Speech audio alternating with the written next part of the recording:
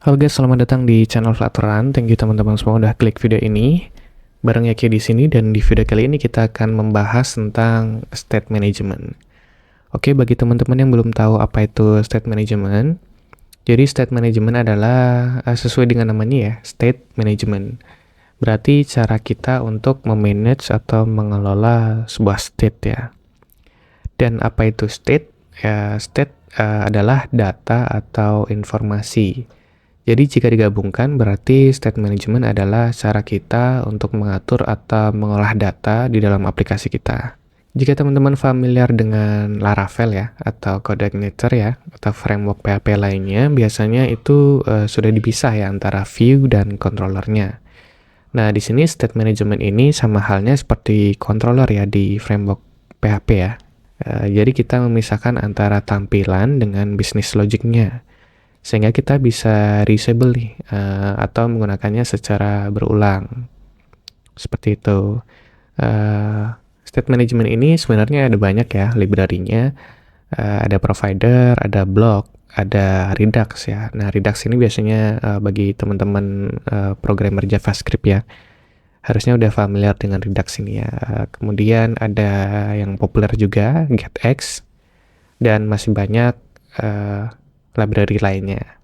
Oke, untuk video kita kali ini kita akan menggunakan library namanya provider ya. Jadi provider ini adalah library yang paling sederhana dan paling banyak tutorialnya ya sejauh ini yang saya tahu. Jadi saya pilihkan state management yang paling gampang untuk teman-teman pakai. Seperti itu.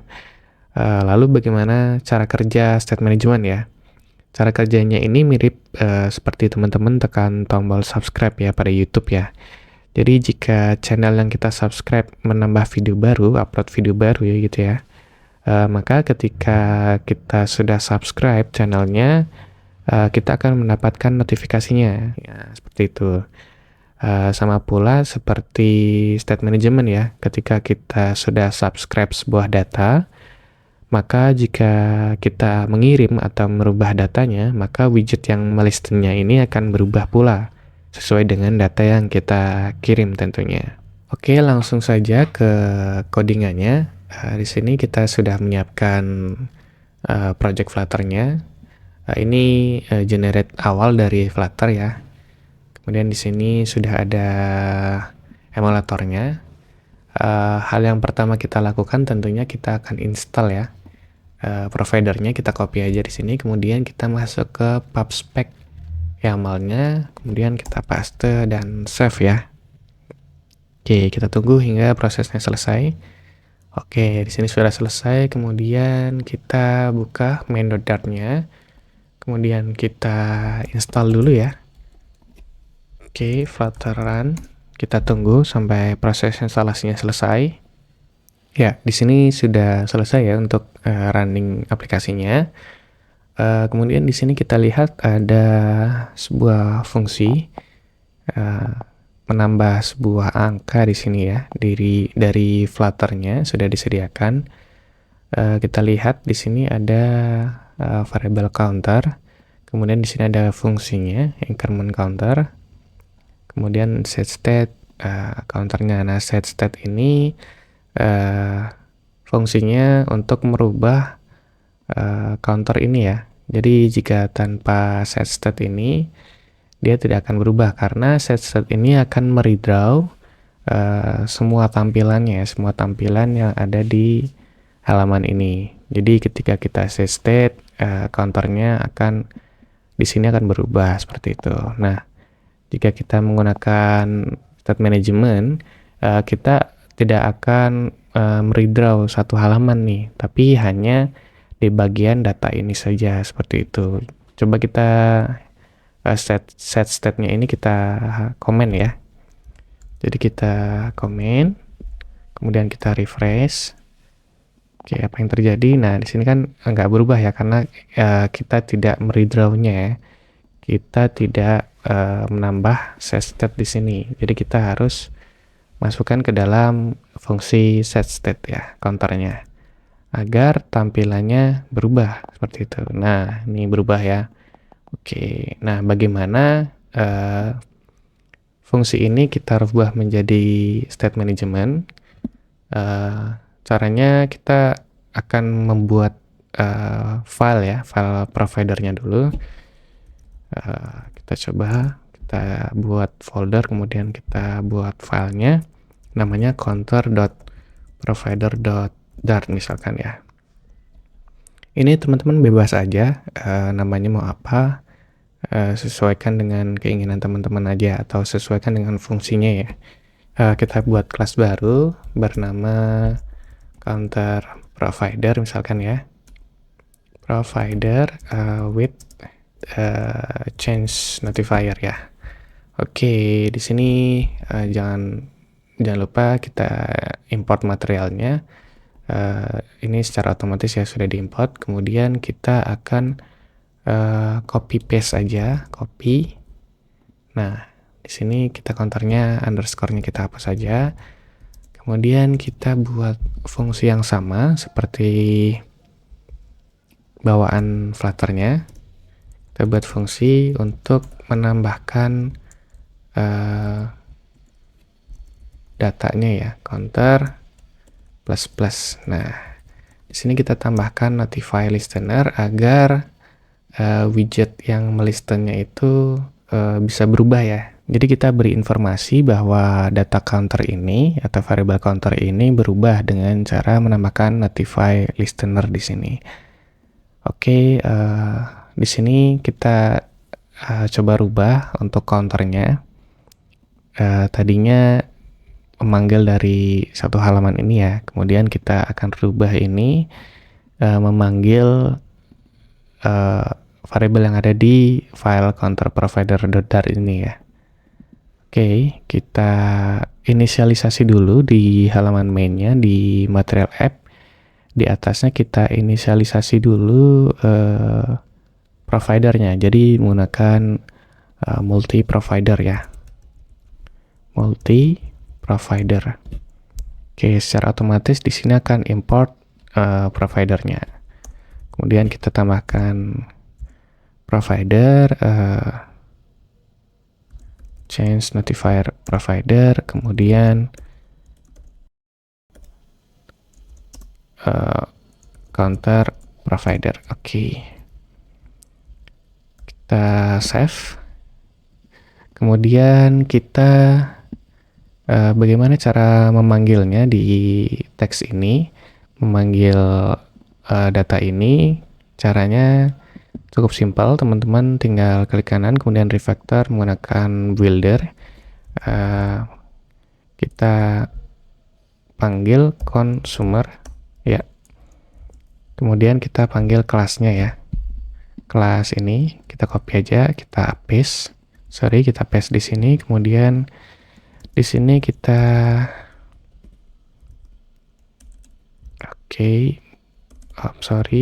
build context, kemudian ini adalah value-nya, value counter ya.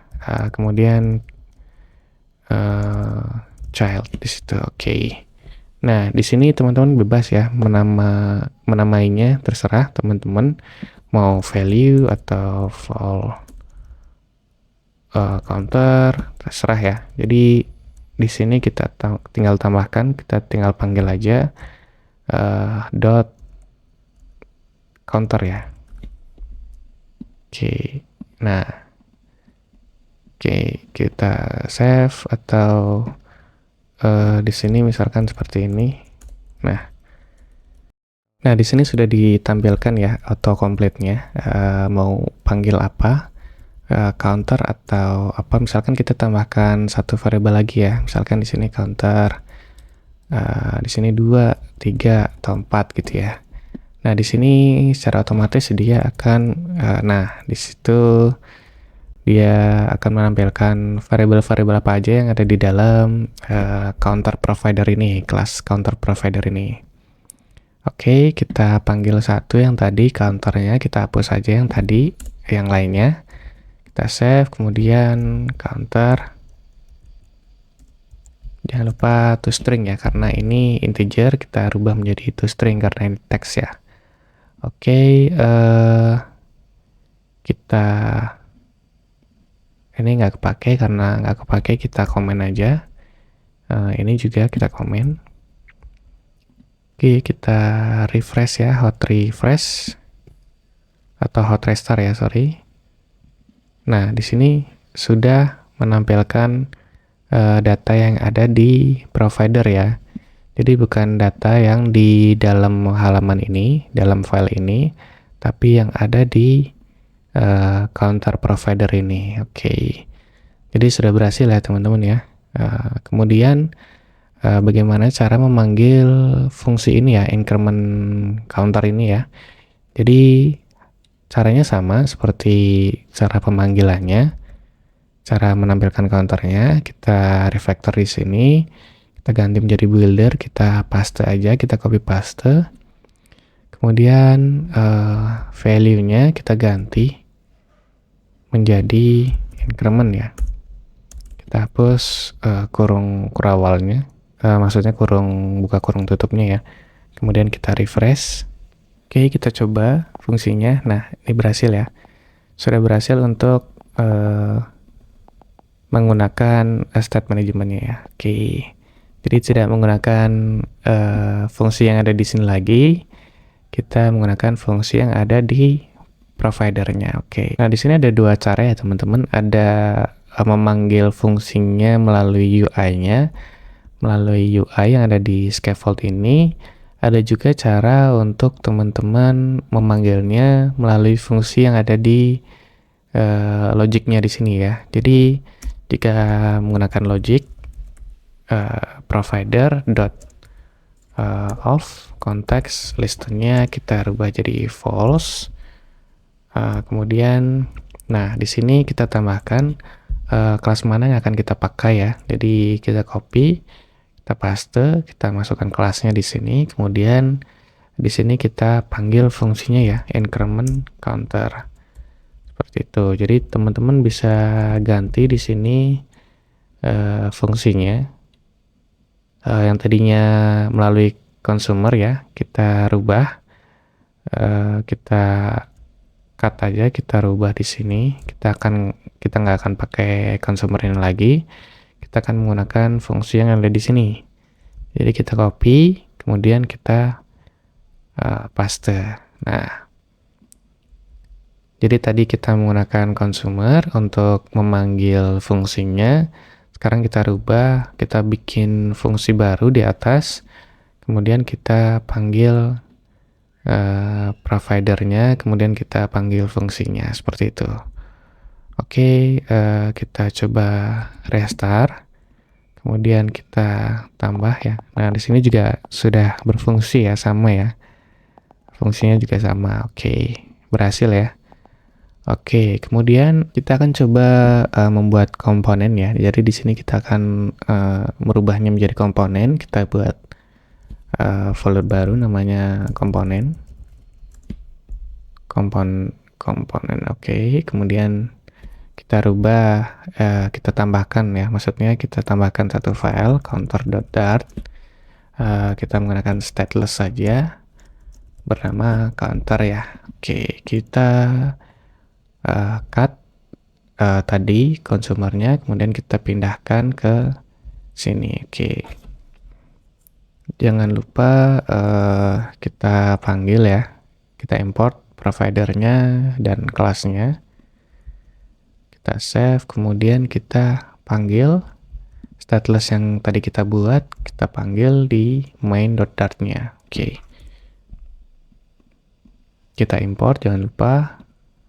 Kemudian kita coba nih, kita panggil ya yang banyak ya. Ada berapa nih? Ada 1, 2, 3 aja cukup ya. Ada 3 komponen ya. Kita panggil counter ini menjadi 3 ya, atau kita tambahkan satu lagi di dalam app bar-nya di sini ya. Kita tambahkan action counter ya, seperti itu. Kemudian kita refresh. Nah, oke, kita panggil increment-nya ya. Nah, di sini lebih gampang ya kita mengelola untuk logiknya dan untuk view-nya, seperti itu. Jadi state management ini sangat penting ya untuk digunakan untuk membuat aplikasi secara profesional. Jadi kita lebih gampang memanage datanya seperti itu. Jadi teman-teman bisa panggil di mana aja ya. Misalkan teman-teman bikin satu halaman baru, misalkan kita bikin add to chart misalkan ya, fungsi keranjang belanja ya. Misalkan kita tambahkan keranjang. Nah di sini misalkan ada notifikasi keranjangnya bertambah seperti itu ya. Oke, nah ini adalah contoh sederhana menggunakan state management ya, menggunakan provider. Oke, untuk lebih detailnya, nanti mungkin kita akan coba membuat satu buah aplikasi ya, yang lebih kompleks. Untuk contoh penggunaan provider, mungkin cukup sekian video untuk state management dan terima kasih.